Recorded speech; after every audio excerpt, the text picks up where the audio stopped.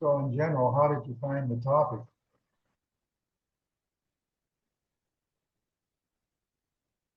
I'll be I'm looking. having a little trouble hearing Bob, so I'm going to try my earphones.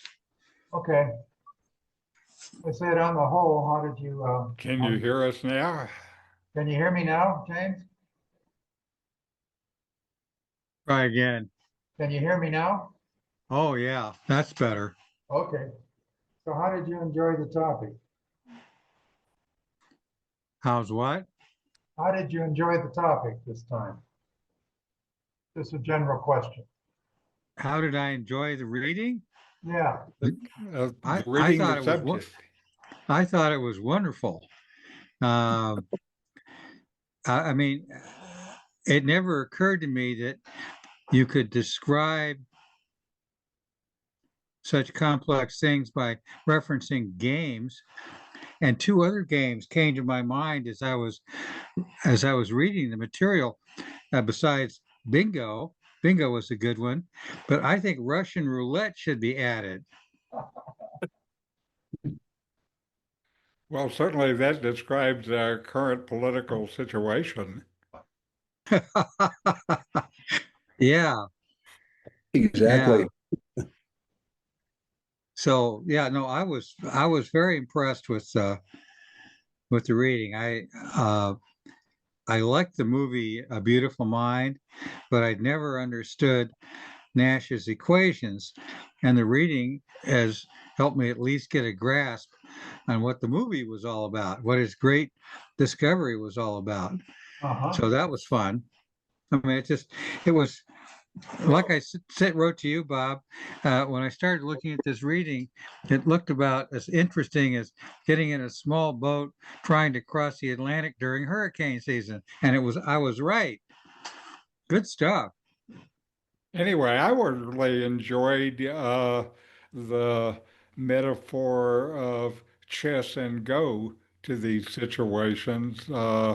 I've played both at a fairly reasonable level for an amateur, and uh, the metaphor for the different kinds of situations and conflicts and stuff like that in the world is a real good one. Actually, I have prepared a little bit of a uh, summary of the difference between chess and go, and I have a slide about it if I can show that. Is that okay?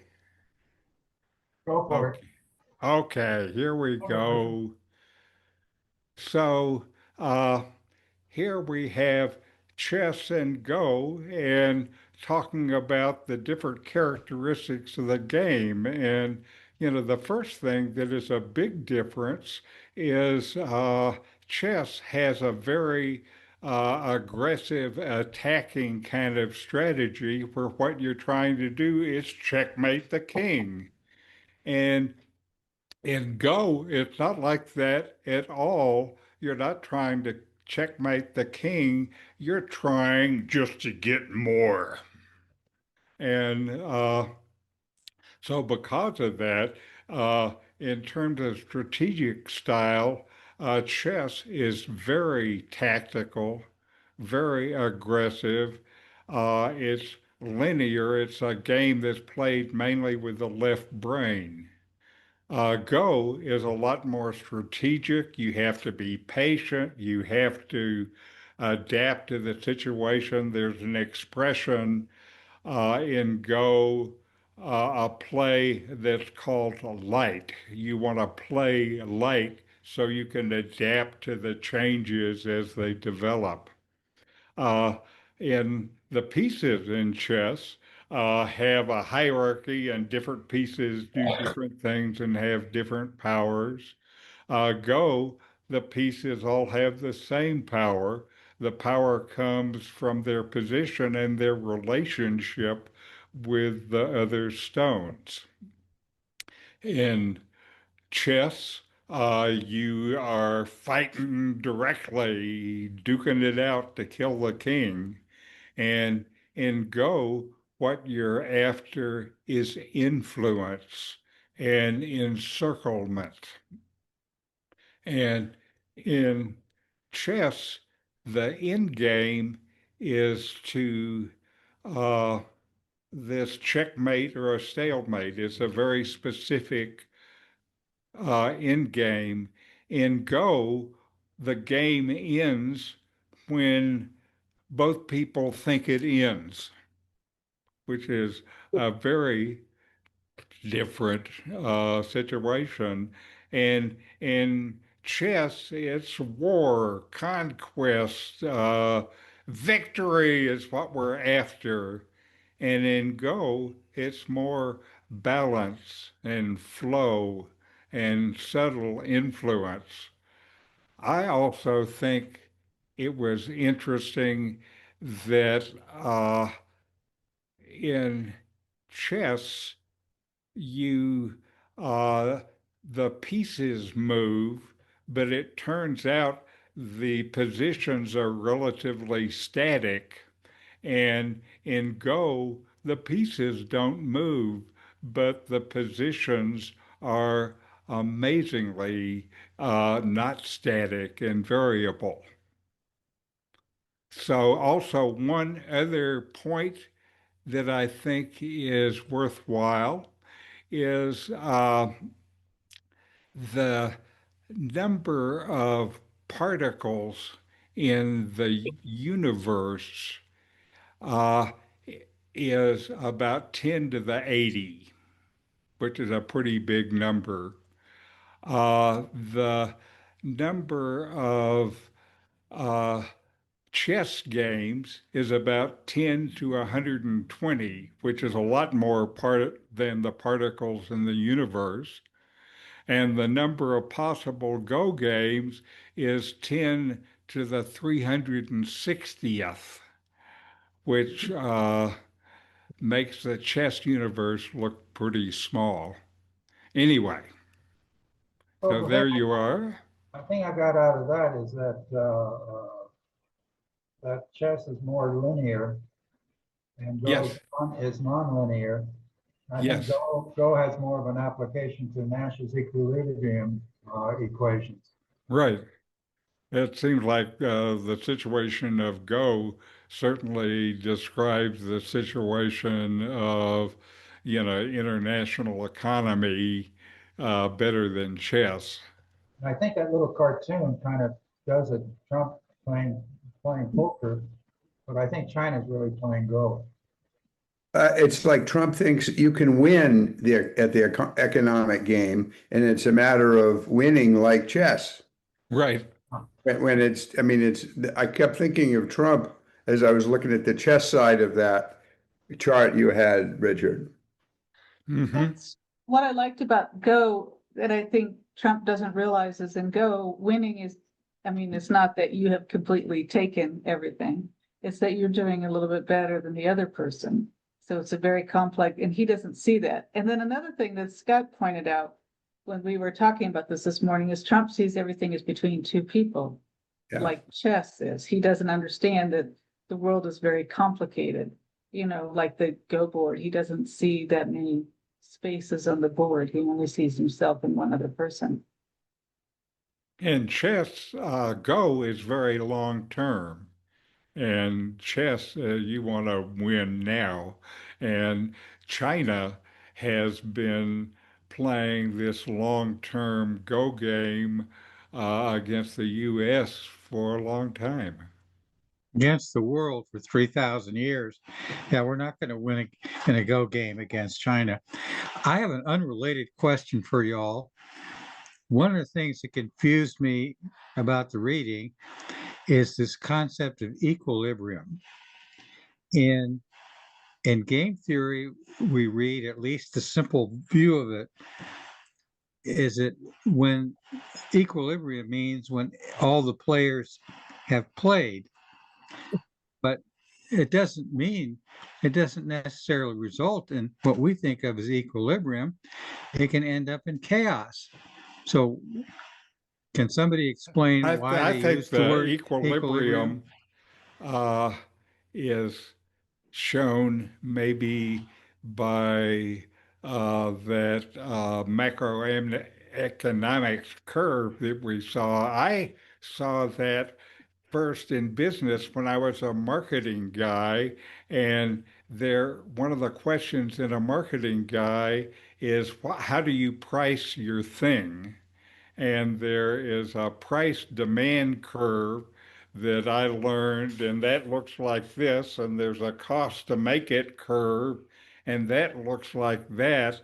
And what I would think of is equilibrium, and there's a place in the curve where you get the most price and you can make an appropriate amount of things, and you end up getting the most net money, which is what you're trying to optimize for. Okay, Richard, the point is that the definition of equilibrium in our reading is not what you just said.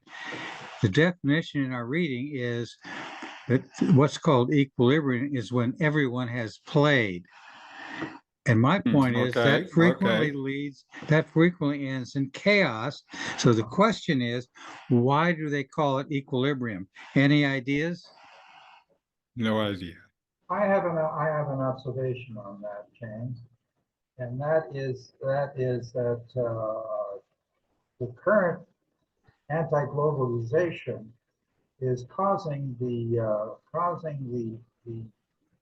equilibrium to tend towards chaos, and it becomes completely out of balance, and has so many variables of transactional use that we are seeing a catastrophic conclusion rather than an equilibrium conclusion on globalization. Does that make sense? I think it makes a lot of sense. I still don't understand the use of the word. Why would somebody create a theory in which the end is called equilibrium when we all know it frequently isn't? It just seems a strange word to choose. Why didn't they call it end game or final play or whatever? Why equilibrium? It just bothers me. The reason I think is to put in another word, stability versus instability. Okay. All right. That's the way I That read makes it sense. also, Bob. You know, it's interesting.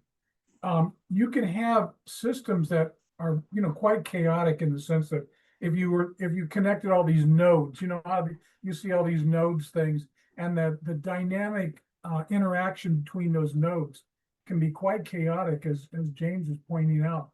But the way I sort of read it was that if everybody knows how the rules work, I kind of think about my dad and I went down to Tijuana, you know, when I was a kid, and to buy a chess set of all things. And because my dad was a native speaker of Spanish, and the way he knew things worked in Tijuana, he said to me, "Now don't seem too anxious for this chess set, because if you seem too anxious for this chess set, then that's going to change the dynamic. So I want you to be very nonchalant." So I said, "Okay, Dad." And so he started talking to this guy in Spanish. I had, of course, no idea what they were talking about because I don't speak Spanish, even though I'm trying to learn more and more. But, you know, there was some conflict here and conflict here. Oh, no, that can't be. And then all of a sudden, and I have no idea how this happened, everybody, my dad got a smile on his face.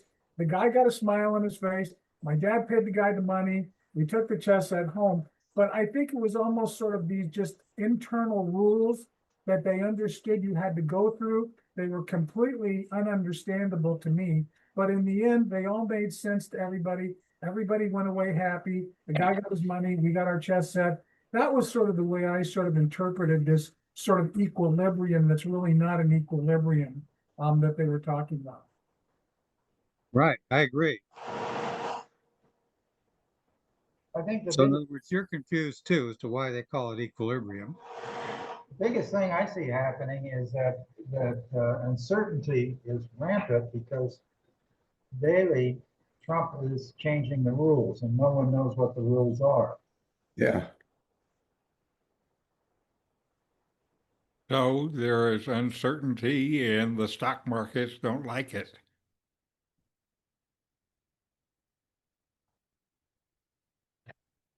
And speaking of uncertainty, there's an article I read recently in the Mexican News Daily that says Mexico's receiving more investment in manufacturing this year than it did last year. Right, I've read And that too. it occurred to me that proves Trump is lying to us when he says he's going to try to increase manufacturing in the U.S. You can't increase, the powers that be that support Trump, the big money people, are sending their money both from Europe and the U.S. into Mexico and other places, not leaving it in the United States. So, if you look at that from a game theory perspective, it proves that our beloved leader is lying to us. Or just fun. stupid. Or both. Could be both. I think you've got it, Joyce. You understand. Thank you. Don't say that to a woman. They're not supposed to know that. Well, I've learned a good thing to say to women is yes, dear. Well, they understand that, but they know you don't mean it.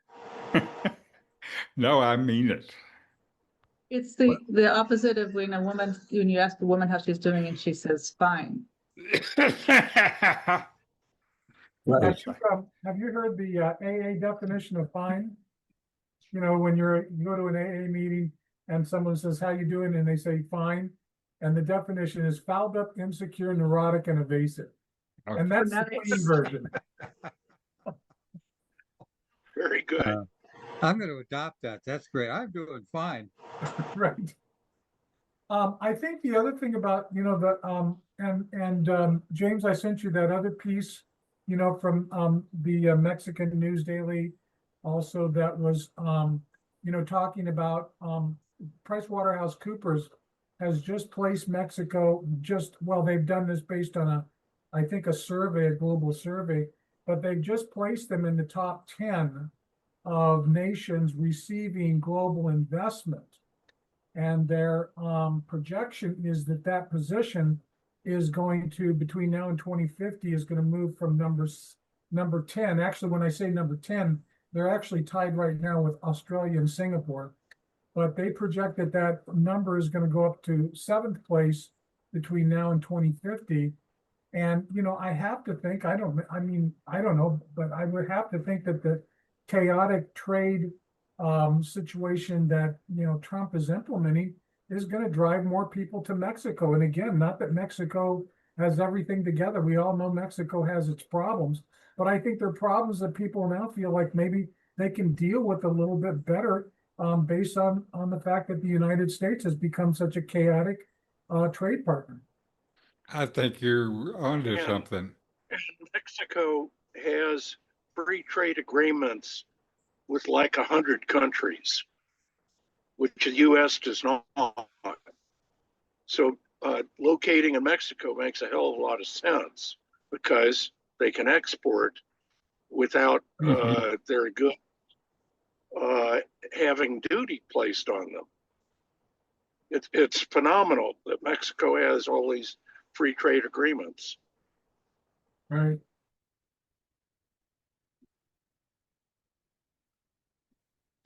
And I'm sure you guys all heard Apple when they were evaluating. Trump said you ought to make the iPhone in the U.S. and Apple looked at it and said if we make it in the U.S., we have to sell it for more than $3,000. Yeah. Because the labor costs. Yeah. And Sorry, liability. guys, I had an electrical outage. Oh, Problem, Bob. welcome back. Yeah. One thing if someone can explain this to me, James, seems like maybe you have an idea. I was still completely baffled by the discussion about the Nash equation and stuff like that. I mean, I'm the least thing away from a mathematician and economist. So if someone can shed some light on that for me, that would be great because I didn't get that part.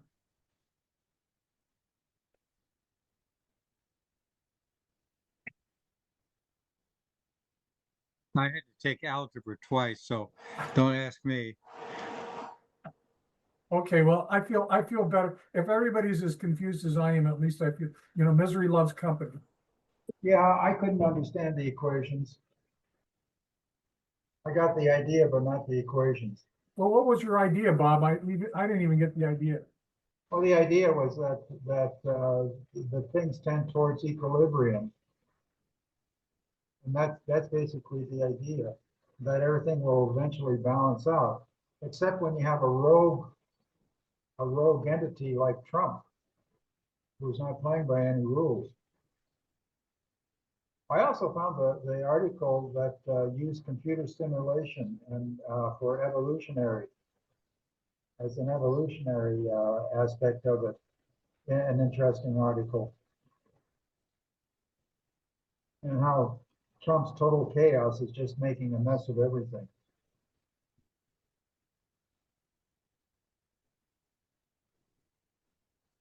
Has anybody, I'm sure you guys have, knowing the group that I'm with, read the Foundation series by Isaac Asimov? Oh, yeah. And he has Yes. this theory, and then the mule is the big disruptor. And I see Trump is exactly that kind of a character. Great analogy, Joyce. And I think that's why his base likes him. Yeah, exactly. That's right. They want disruption. They're not thinking it through. Right. Because that way they can get even. Well, I think Bernie Sanders gave an interesting explanation as to why he thinks Trump won. And he said, when you look at the economic metrics of the United States today versus 50 years ago, whatever, they're not that good. I mean, when we talk about a booming economy, in fact, I asked a colleague here at Michigan Tech, who was an economist, what they meant by, a booming economy when they talk about GDP and other things. The thing I pointed out was that, house prices today, I think I looked at a comparison, and house prices in the United States in 1975 were about on average 3 times a person's annual salary. You take an average house and an average price of average price of a house and an average salary about 3 times. Today it's about 5 times. So in other words, when you're talking about GDP, that doesn't help Joe Blow buy a house. So what Bernie was saying was that Trump had the right problem. That is to say, we have, for whatever reason, slipped into a period of economic pain, economic turbulence for a lot of middle-class workers. And so they have a lot of dissatisfaction. And Trump came along and said, yeah, I understand. And I've got the answer. And what Bernie basically said is Trump posed the correct question, but he gave the wrong answer.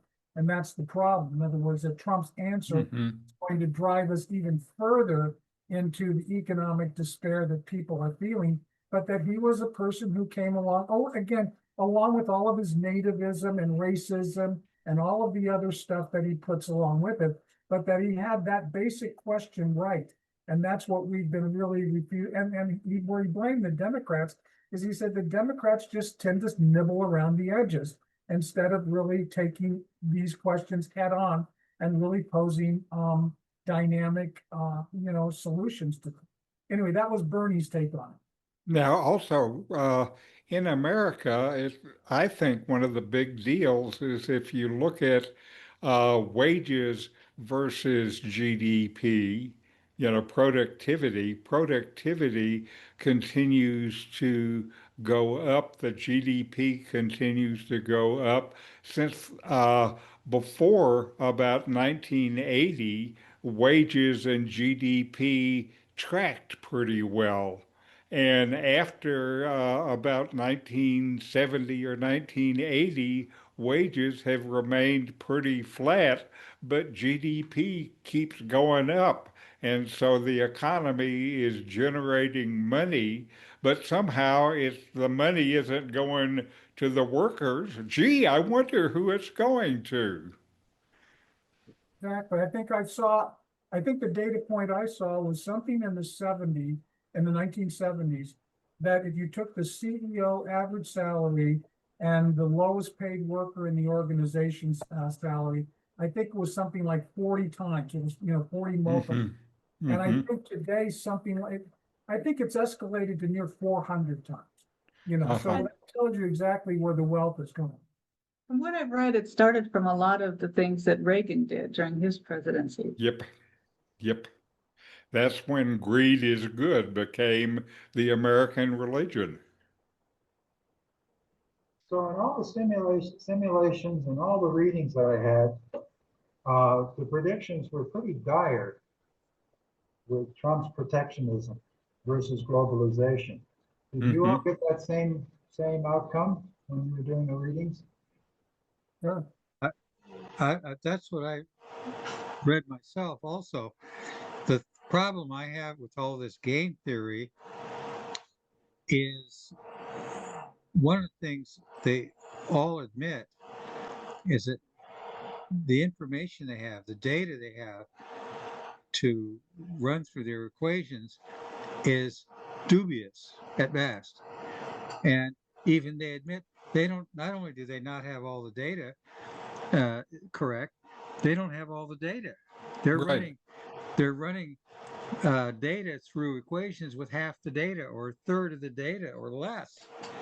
So it's not surprising that they don't always come up with the right answer. So our job here in this group is to come up with a game theory that we can understand mathematically that works. And But the yeah, way we do that is we figure out how do we get all the data we need to come up with the right answer. So let's yeah, all ponder that for 30 seconds and then go have a beer. the if you look at the data, often the uncertainty is greater than the value of the data. Exactly. Thank you, Yeah. Richard. Well, and one thing the Democrats have been doing is talking about how good the economy really was with all the GDP and all the stock market and everything. And I think the resentment that most people had, it didn't connect with most people because they're looking at the prices. They can't afford housing, they can't afford eggs, they can't afford, and the Democrats were horrible at reacting to that. And that's where we are. And I don't know. And then there's the cultural resentments that they just resent the way that the I have friends here in Maine, my liberal friends, they talk about Trump voters in such negative ways, and that seeps down. It gets down to what Hillary said about the deplorables and that kind of thing. So now it's not surprising that the Democrats' approval rating is like 26%, the latest I saw. So it's you can't just talk about, well, I know the economy seems bad, but it's really very good. Look at these figures. Well, they're not interested in data. Most voters are not interested in data. They're interested in their own life. I thought that was an Yes. interesting. Elizabeth Uh, Slotkin was her name that was on the podcast this morning. She's sort of she won in Michigan, the Senate seat, even though Trump won Michigan, and she's really got her handle on what the problem is with the Democrats, I think. I know I'm getting off on another tangent a little bit. All right, but I agree. She's really a great pragmatist. Yeah. Onto what the problem is. I mean, I think a lot of us were thinking, how could Trump win again? Well, if you put it in that context, it's pretty clear why he won. Because he was lying and he's not doing the stuff he said he was going to do for the prices and everything, but he got elected by just saying what he wanted to say and what they wanted to hear. Well, we Would have you, this wait, reconciliation bill. before we move on from that, could you, Bill, could you expand on what it is the difference between the Democratic lies versus Trump's lies? How come Trump's lies won and the Democratic lies didn't? I'm I don't think the confused. Democrats were lying. I think they were telling the truth. I think they were just out of touch with what people were thinking. In other words, people were worried about their day-to-day economic lives, and they kept saying, "Well, it's really good, and we have all these things Biden passed are going to come, along." Trump just lies. He says whatever he wants. So I don't think the Democrats were lying. I think they were just, being Democrats and being. Right. Okay, thanks, Bill. What I would add to what you're saying though, Bill, I agree that the Democrats weren't lying. But what they were doing is they were missing the point. I mean, Exactly. and Yeah, that's what you're saying. In other words, GDP growth is meaningless when you're looking at, a housing market where you can a $400,000 home is, looks like the house I bought in Riverside, California for $27,000 in 1976. I Right. mean, it just is ridiculous. And I think, it's crazy. I had just graduated from college. I didn't have a line of credit, but I could, because I had a fairly decent down payment, I could buy a $27,000 home in Riverside, California. You can't do that today. It's just impossible. And people feel that and they're pissed off about it. right. That's what I'm saying. Yeah, no, exactly. Norman, we haven't heard from you. Do you have anything to add? Norman had a good comment when you were gone, Bob, but yeah, we always like to hear more from Norman. What did he say? No, I was fascinated that GDP per capita, et cetera, measurements don't really totally reflect the economy. That there are subtle things that only can be analyzed with AI because they're so complex, that have greater influence or greater measure than GDP and GDP per capita.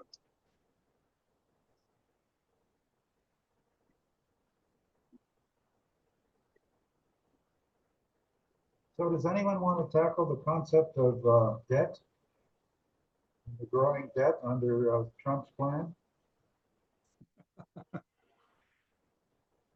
mean, the only way to attack the growing debt, in my opinion, is to raise taxes.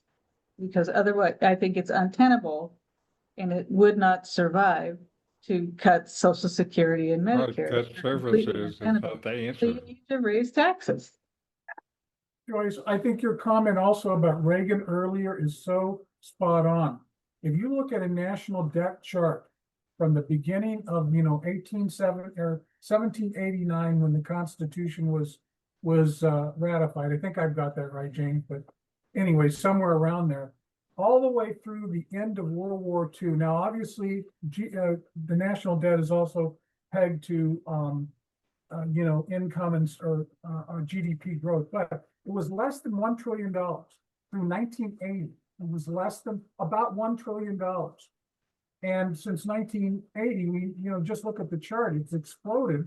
And I think when you look behind that at the Reagan tax cuts, which basically provided a windfall for billionaires, and why we have had this enormous wealth transfer. Well, that's been built on the back of the national debt.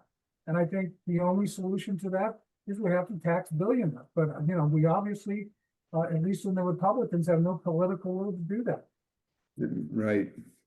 I point out that in history, if you look back in history, every time the wealth distribution gets as bad as it is now in the U.S., there's a revolution. Right, right. That's So- exactly right.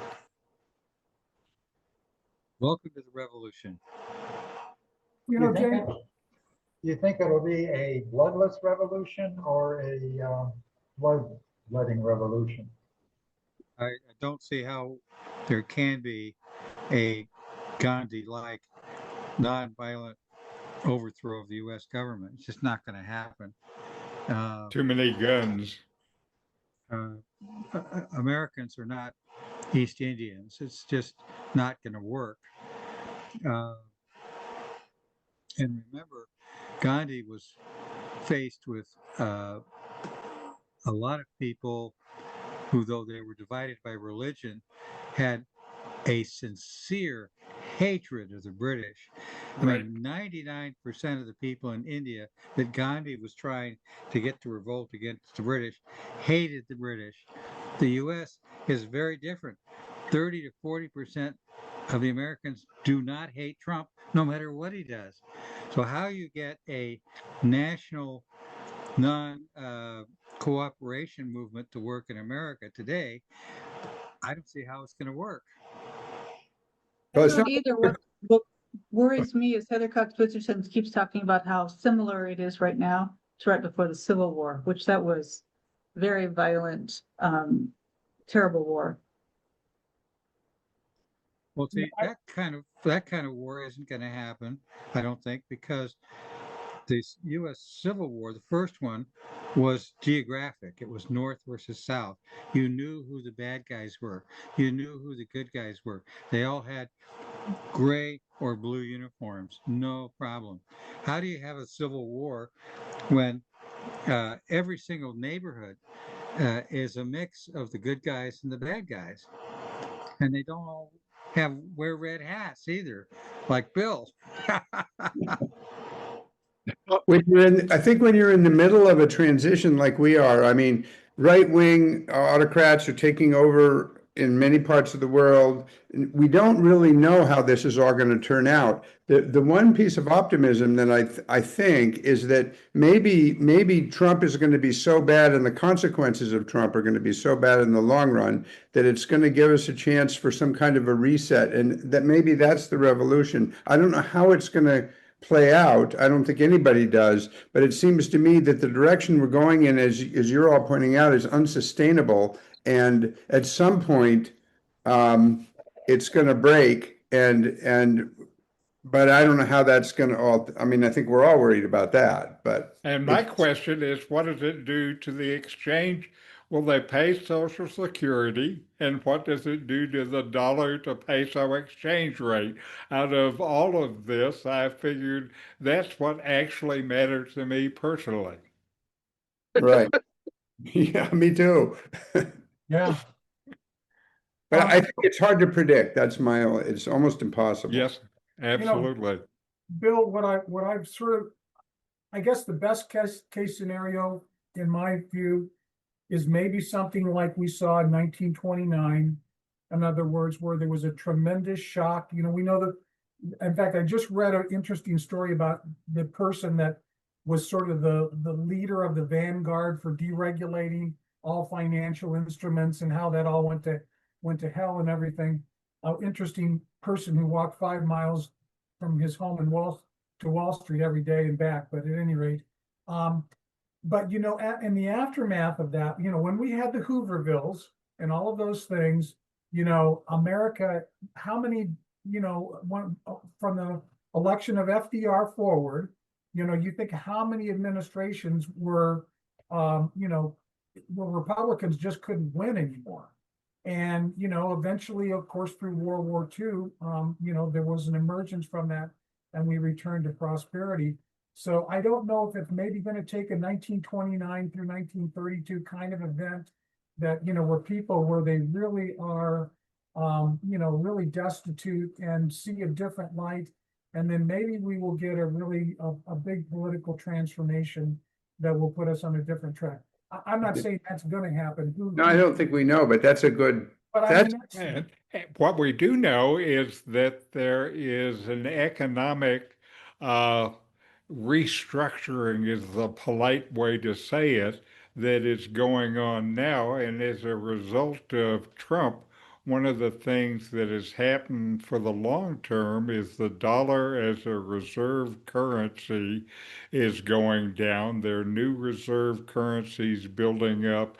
China and BRICS and the influence of these other players is higher.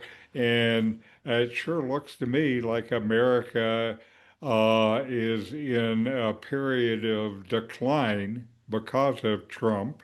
And what I don't know is how bad the decline will be, you know, because we still have a lot of momentum in the world's economy, but where's it going to get down to, and et cetera, and what's the new order like? And do I need to learn Chinese? and of course, what goes along with that, Richard, is the bond market. That they say the bond market is a lot more important than the stock market Right. in that regard, because the moment U.S. Treasuries start to look shaky and people abandon them, And that will be a new day. and the debt goes up and the interest rates goes up. I think, isn't this year, aren't we paying more for the debt interest than we are for defense? Yeah. Yeah, I think it's around 37%. Yeah. So I read somewhere, and I don't know if this is accurate, that it's now, the debt payment is now higher than our GDP. Is that correct? I mean, it's, I think I saw something similar to that. I don't know exactly, but it's so enormously high that it's really, it's off the charts. And it's Mm. going to continue to go off the charts with this new reconciliation, big, beautiful bill. it'll Right. go off the charts faster. I mean, Yeah. it's crazy. Look, folks, here's how you can reconcile all of this. How would you feel if you were being wheeled into an operation room for complex brain surgery and you found all the medical people in there were the Three Stooges? That's what we're faced with. So this is the problem we have to figure out. Well, as the English would say, Trump has tossed a spanner into the global economy. Mm. For those who don't know what a spanner is, that's a wrench. Yeah. Has anybody Very big heard how the Port of Los Angeles is doing these days with the last I heard was that the Trump tariffs, well, the last I heard about the Port of Los Angeles, the Port of Los Angeles is kind of big for me because my dad worked there. He worked in import and export. And in fact, he supposedly had a little bit to do with the development of the container, system that we have today. Not solely him, but along with some other people who were working there at that point. But I think the thing that I heard was that the director of the Port of Los Angeles, because a lot of people say, watch the ports, watch the ports, not so much the stock market, but the ports. But the last I heard, the Port of Los Angeles was set to really have a major decline in its traffic right around Memorial Day. But then that was before the tariffs, go back and forth. So I haven't heard anything about how the Port of Los Angeles and others are doing, but that to me is what I've heard is a really big indicator of what we should be watching in the next. So Google's AI says that there's been a 35% drop in containerized imports. But the question is, what's it now? I wonder the same thing.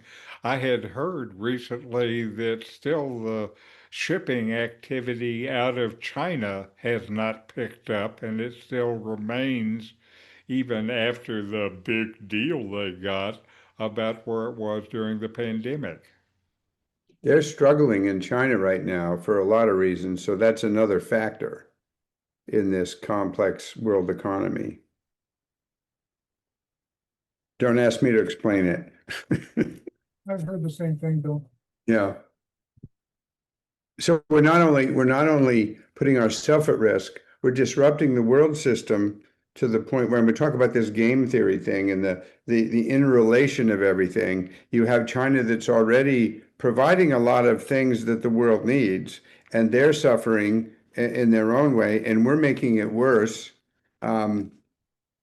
I don't know what a world economic collapse would even look like, but it doesn't sound good. That's right. James, how are things going over there in Spain these days? How are things going over in Spain these days? Not very good. Youth employment is way up again. Housing is through the roof. Cost of housing. Groceries are going up. And it's not just Spain, it's all of Europe. Right. Europe is sort of the younger brother or sister of the U.S. in terms of these economic trends. It's just like the weather. When it's raining in California, I can know that in 5 days it's going to be raining here. It's just the way it is. There's a connection. The difference is that the Spanish people and Catalans are accustomed to not living like kings. Americans Americans, even the middle class, not well-off ones, are not accustomed to living in anything other than by global standards, luxury. So a depression is going to hit America psychologically much worse than even in Europe. So, and the thing that's interesting is that people we talk to here in Catalonia are well aware of the fact that their well-being in this country, in Europe, is closely related to the wacko crazy Three Stooges in Washington, D.C., and they're not happy with it. So how is it affecting you personally with the dollar and euro? How's it affecting me personally? Yeah. Nothing really. I mean, other than I have the same worries you do about the Social Security check not coming in. Here in our little tiny village in a forgotten part of Catalonia, not much is going on. We've got our rents locked in with a good landlord. A lot of the food around here is locally produced, so it's not hit by the inflation that you're going to get in the big cities. So, and our neighbors don't consider us Americans anymore. We stopped being Americans in their eyes 10 years ago. I was referring to the fact that the dollar may not be worth as much as the euro. And does that have an effect on your finances? Oh yeah, of course, it's just having an effect on our finances. We're getting it's an interesting shell game at the moment. Yeah. How about in Mexico, Bob and Joyce? You notice anything yet there? Oh, yeah. I want to add one thing about Panama before you go to Mexico, Bob. I'm sorry. So That's Mexico okay. makes a lot of its own things. Mexico produces a lot of its own food. Most of what I buy is hecho in Mexico. But in Panama, most of their food is imported. Panama is a very small country. It doesn't produce very much food, some rice and some produce. When I was at the grocery store in Boquete, it was eye-popping. I could not believe it. And the minimum wage is something like $2-3 an hour there. It's very low. So I don't know how people in countries like Panama are doing it. Small countries that don't produce their own food and have been, they need to find some other place to get their food from, maybe Mexico. I don't know, but I don't know what you were going to say, Bob, about Mexico. No, I'm fine on that. Richard and Norman can answer the question better than I can. The euro is and the dollar are fairly equivalent still. It's 89 cents. The dollar is worth 0.89 euros. So I don't think it's gotten a lot worse over the last year. It's been around that level, hasn't it? No, it's dropped a good 12% since the beginning of the year. Okay. 12% is a lot. Yeah, it is. Did you see any economic results in Britain as far as Not really. I mean, except conversations with the Britons asking what the fuck was going on in America. Yes. But the pound was $1.32 for a pound, which is I mean they're still suffering from Brexit, I think, Yeah. Mhm. a lot of that. And I think but I was in London, and London is not Manchester, and you have a lot of wealthy people in London, and we were just doing all the London things. So I didn't notice anything that I would notice. I just noticed that the pound wasn't as expensive as I thought it would be. How about the pricing? The pricing, well, we didn't, I mean, we were paying a lot in restaurants to eat. But in terms of the stores, when we go buy stuff in stores, it was a little higher, I think, than here. But I think that was partly because it was London. I mean, I think to really answer that question, you'd have to go out into the hinterlands a little bit more than we were, and find out how regular people are living and how I mean, the whole Brexit thing, I guess Sturmer is trying to sort of roll back Brexit a little bit by talking to the European Union and making deals. And from what I saw on BBC, people were pissed. Some people, the pro-Brexit people, are pissed that he wants to do anything like that. So I think they're still pretty divided in the UK about Brexit. And And remember, Brexit is at least half a racist thing, not an economic thing. So the fact that Britain got dumped economically, it didn't make the MAGA types there unhappy, because they felt that they were making progress against the non-white problem as they saw it. well, that might have been the motivation, but I think they're suffering some economic effects of Brexit in terms of, Absolutely, but yeah, they're willing to put up with it.